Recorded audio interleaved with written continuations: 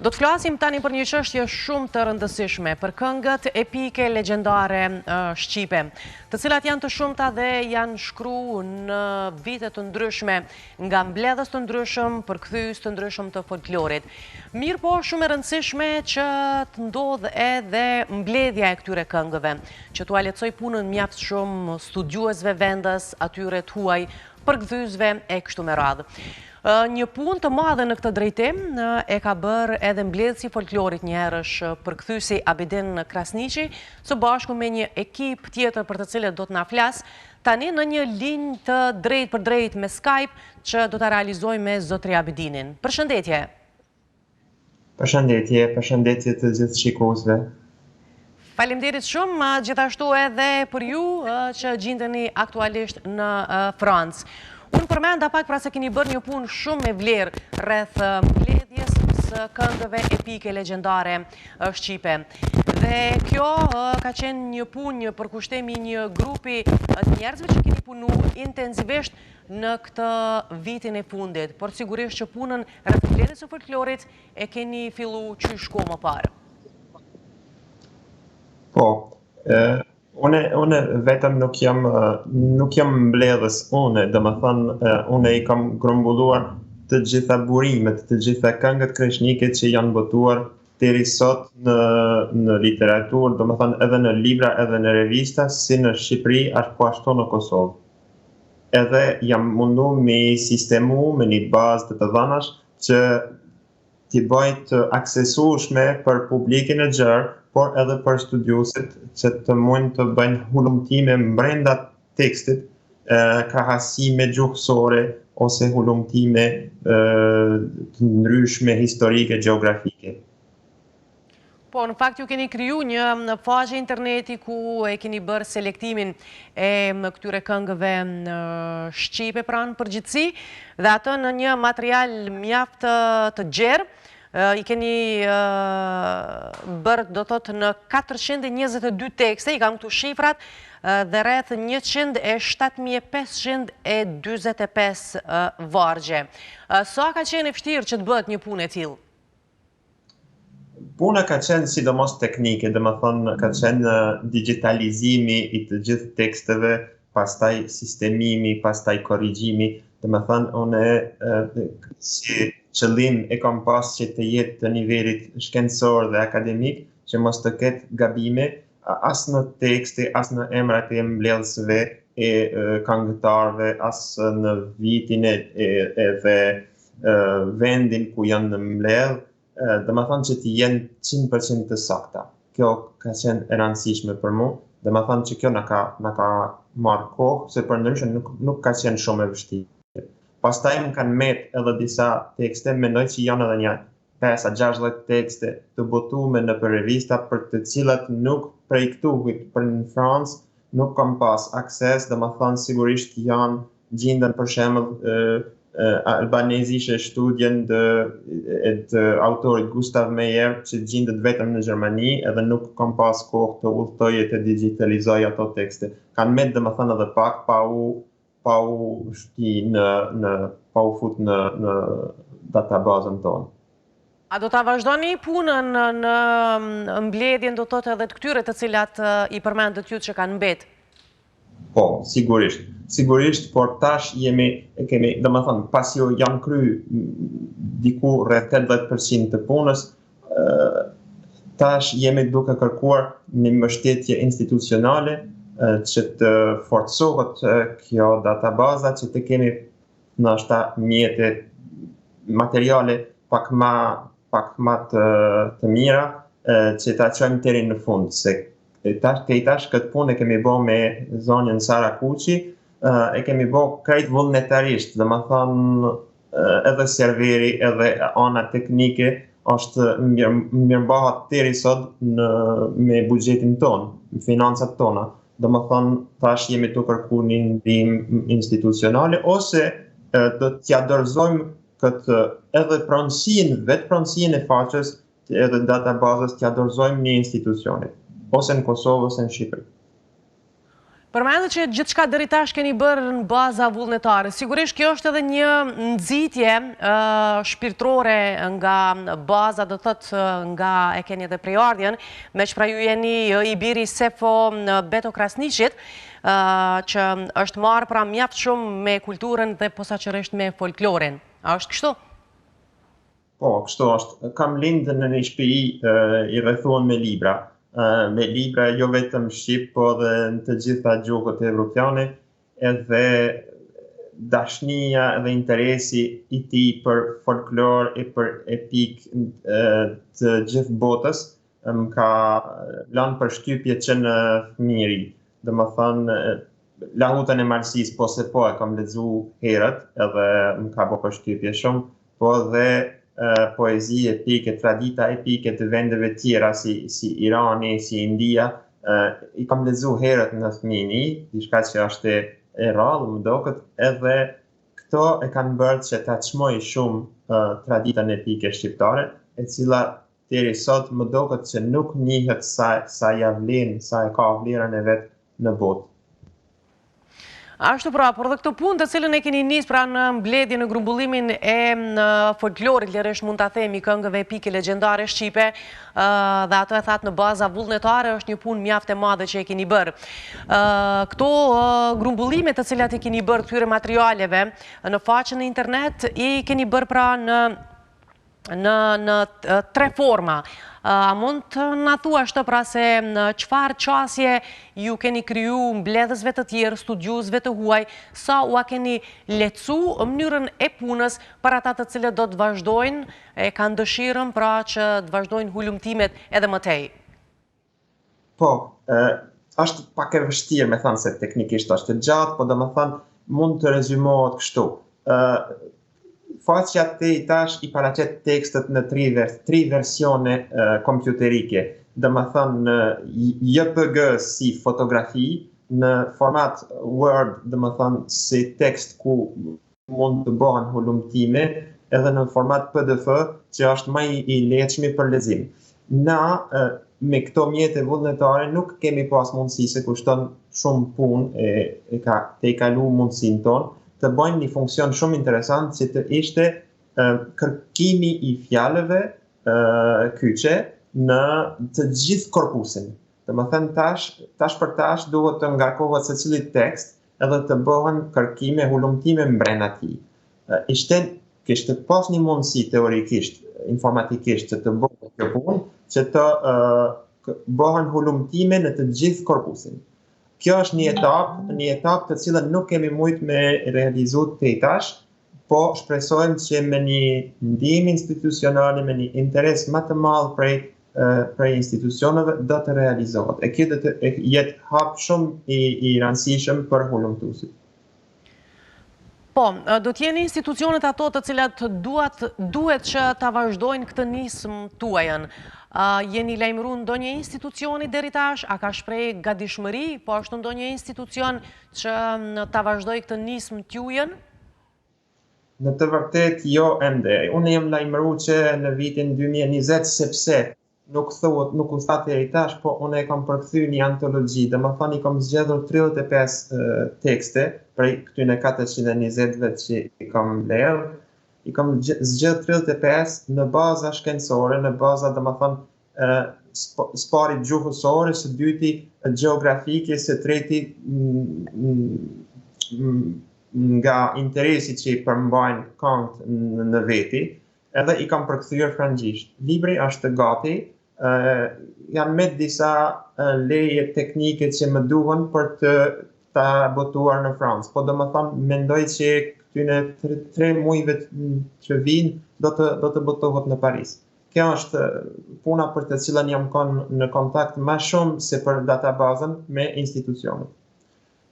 Une, edhe pse sot duket kjo punë për disa duket jo e rëndësishme. Përkundrazi, unë mendoj që është shumë e rëndësishme sepse bota po shkon përpara, librat po digitalizohen. Biblioteka kombëtare franceze për shembull ka digitalizuar 15 milion libra, janë të aksesueshme online.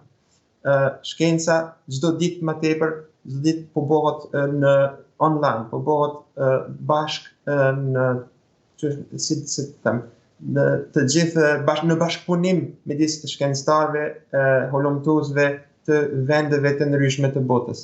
Edhe më duket që trashëgimia kulturore e folklorike shqiptare duhet të digitalizohet edhe të bëhet edhe ajo online që të jetë ma e aksesueshme, ma e hulumtueshme prej shkencëtarëve edhe lexuesve. Domethënë për mua më duket që është punë urgjente që të bëhen hapa përpara. Të vazhdoni që të kërkoni përkraje edhe më tej për këtë digitalizim për të cilin po flisni ju e që është masë i rëndësishëm. Absolutisht, absolutisht. Edhe kam projekte tjera jo vetëm për këngët kreshnike, kemi edhe këngë epike historike që janë të rëndësishme, po kemi edhe tekste folklorike tjera, shumë tjera, që janë të rëndësishme të digitalizohen edhe ato në një mënyrë anë një tjetër. Natyrisht se pa digitalizim nuk bën. Ne kemi pranjat një trashëgimi shumë të pasur kulturore, të eposit kreshnik, legjendar, të këngëve të ndryshme historike të cilat i përmendet edhe jo mirë, po në qoftë se nuk bët mbledhja e tyre dhe nuk bët digitalizimi, atëherë vështirë pra që të dëshmojmë edhe për vjetërsinë e tyre dhe për shumësinë që e kemi. Absolutisht, e keni drejt 100%. Cilët janë hapat e mëtejmë të cilët do t'i ndërmerrni përderisa thatë se deri më tash nuk keni marrë ndonjë përgjigje nga ndonjë institucion kulturor? Une, domethënë, këto databaza u bë online që 2 ditë, vetëm që 2 ditë. Në mesazh privat kam marrë disa pakënaqësi të disa bija e bij të mbledhësve që më kanë thënë se nuk na i kanë dhënë të drejtën e autorit për të botojmë këtë databazë. Nashta, unë nuk jam avokat, nuk kam studiu juridikën. Ndoshta e kanë të drejtë. Si do të qoftë, unë apeloj institucionet që të na përkrahin se folklori, se trashëgimia kulturore e një populli nuk mund të përvojtësohet, edhe pse puna e mbledhësve ka qenë gjigante, edhe pse pa mbledhësit nuk kishin ekzistu këto tekste në formë që ekzistojnë sot. Edhe pse puna e tyre është shumë të e rëndësishme, po ata askush nuk mund të privatizon folklorin, trashëgimin kulturore një populli. Për atë arsye, unë i baj thirrje institucionet që të më përkrahin, edhe në anën ligjore të më ndihmojnë, edhe nëse don ata, edhe një herë e tham, nëse don, unë jam i gatshëm çdo herë që të jap përgjegjësinë, pronësinë, gjithçka aksesin e gjithë punës që e kemi bë një institucionet. Nuk është punë private, nuk është punë fitimi, material për mua as për bashkëpunëtorën time. Jemi të gatshëm të dorëzojmë më njëherë institucioneve. Por e kemi ndërmarrë si një hap që duhet të bëhet, edhe që nëse dikush nuk e merr iniciativën ta bën, vitet po kalojnë, bota po ndryshon, trashëgimia kulturore e gjithë popujve po digitalizohet, po bëhet më e njohshme në rrjetet sociale e jonja po jetë vetëm në libra. Domethënë u dash që dikush të ndërmerr hapin e parë. Sipas jush, kush duhet ta bëj i pari hapin në këtë drejtim? Kujt i adresohesh? I adresona së pari pasi jam duke folur në një televizion kosovar, i adresona së pari Ministrisë së Kulturës, i adresona së dyti Institutit Antropologjik të Prishtinës, edhe në së fundi institucioneve në Shqipëri. Absolutisht po. Çfarë përgjigje pret, me qenë se janë vetëm 2 ditë, siç thatë edhe ju dhe ndoshta është herët që të marrësh reagime, por besoj që këto institucione kanë qenë të informuara me këtë punë të cilën ju e keni nisë intensivisht një vit më parë.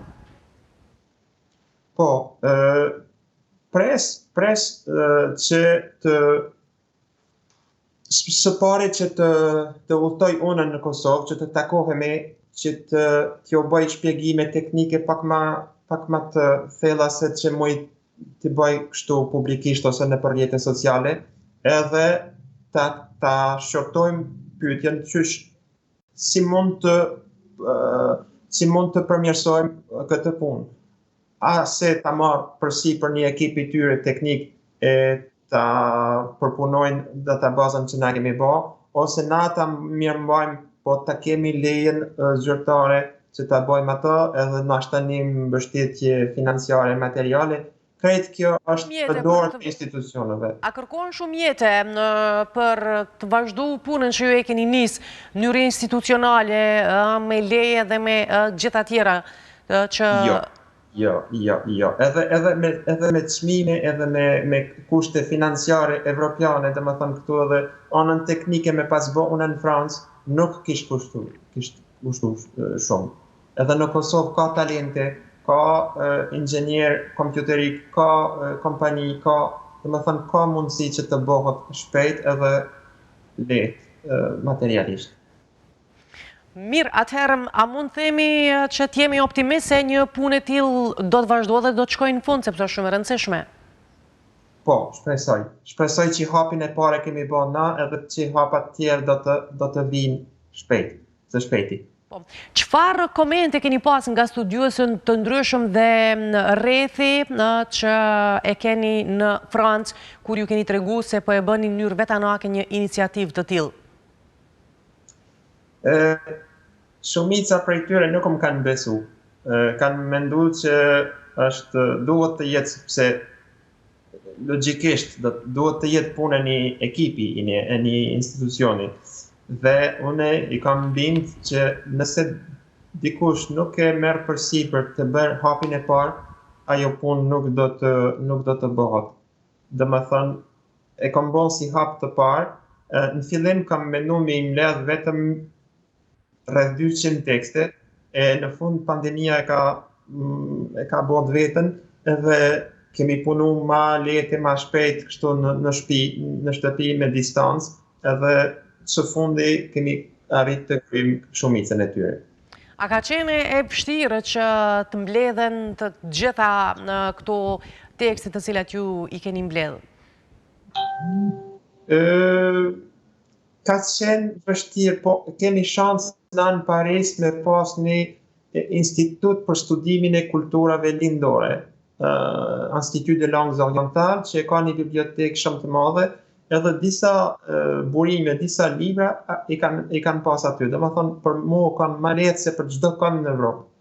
Pastaj, në 2019, kam pas udhëtu e hulumtu 2 herë në Prishtinë edhe në Kosovë, në bibliotekat kombëtare, kështu që i kam pas digitalizu, fotografu e mbledhur në shumicën e teksteve para pandemisë dhe vështirësimit të kushteve të udhëtimit.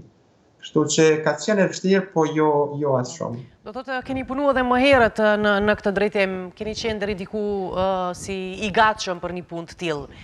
Po, edhe para se të votoj lahutën e Malësisë, dhe më thënë me 2019, kemi planifiku me Sara Kuqin që të bëjmë këtë databazë. Përkthjemi i lahutës së Malësisë, për të cilën fole pak më herët, besoj se ka qenë një punë më e vështirë të cilën ju e keni bërë dhe shumë e rëndësishme. Më intereson në çfarë komente keni marrë nga francezët pasi që e kam pas në gjuhën frënge lahutën e Malësisë, një vepër shumë të madhe tonën. Kam marrë shumë komente pozitive, u promovu libri disa herë këtu në Francë, o shqip mirë, po çuditërisht, nashta jo për ju, po unë se kam prit kështu, është rinia e diasporës kosovare dhe shqiptare që e kanë prit më së miri. Të rinj që gati nuk folin shqip ose jo fort mirë, e kanë pas rastin të lexojnë lahutën për të cilën kanë ndi shumë në fëmijën e tyre, prej prindëve, prej të afërmeve, kanë pas mundësinë të lexojnë një gjuhë që ushtrojnë ma mirë, që e zotrojnë ma mirë, dhe më thënë frëngjishtën, edhe për atyre kam pas shumë reagime që më kanë inkuraju të vazhdoj punën për promovimin e kulturës e sidomos e pikës shqiptare. Besoj që dhe studiuesit e ndryshëm, franqez apo të tjerë, të kam falenderu në një farë mënyre për këtë vepër që ua ke sjell në gjuhën e tyre dhe besoj që ke marrë dhe komente të mira pasi që ata e kanë lexu apo dhe kanë fillu studimin e lahutës. Po, sidomos një kritik letrar franceze ka shkruar një artikull shkencor në një revistë shkencore këtu në Francë, edhe ka pas jehon e ka bërë që të përkrahet të blehet të libri, kam pas disa intervista edhe në radio lokale, dhe më thënë, më duket që është një farë kontribut i vogël, edhe pse nuk u bo sa e ka vlerën lahuta, po është një kontribut i vogël për njohjen e kulturës e letërsisë shqiptare në Francë, edhe në vendet frankofone, se kemi pas edhe promovime në Bruxelles edhe në Gjenevë. Unë po mendoj që ju pak po e përdorni këtu modestin, sepse nuk është një punë e vogël që është bërë, në fakt është një punë shumë e madhe që ju e keni bërë, dhe besoj që s'ka qenë fare e lehtë. S'ka qenë e lehtë, po ka qenë shumë interesante, shumë motivuese për mu të përkthej, sepse si që peshinin në ashtë edhe tash, unë Shqipën pasi kam lind e jam shkollu e jam rrit këtu në Francë, nuk e Shqipën, sidomos Shqipën letrare, nuk e zotëroj 100%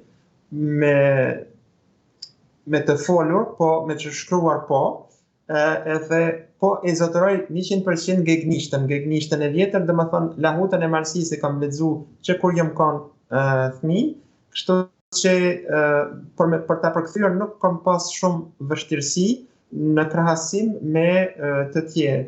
Dhe më thonë herët mu ka dok mu që jam personi i përshtatur që më konvenon më së miri ta përkthej lahutën në frëngjisht, sepse e zotëroj frëngjishtën edhe gegnishtën e vjetër të cilën baba më ka trashëguar. Mirë, për fund, a mund të presim edhe ndonjë përkthim tjetër të ndonjë vepre po ashtu madhore, apo diçka tjetër që keni plan të bëni tani e tutje? Kam një përkthim letrar të një romani të një autori kosovar që do të botohet së shpejti, shpresoj në 3 mujorin e parë të këtij viti në Paris. Edhe dhe me thënë këtë antologjinë e këngëve kreshniqe shpresoj që hapi i fundit do të bëhet këtë kohë që do të botohet së shpejti. Zotëri Abidin, faleminderit shumë për gjitha këto që na i thatë dhe për punën që po e bëni për njohjen e kulturës dhe trashëgimisë sonë kombëtare në Francë dhe në vendet frankofone në përgjithësi. Suksese tutje. Faleminderit juve.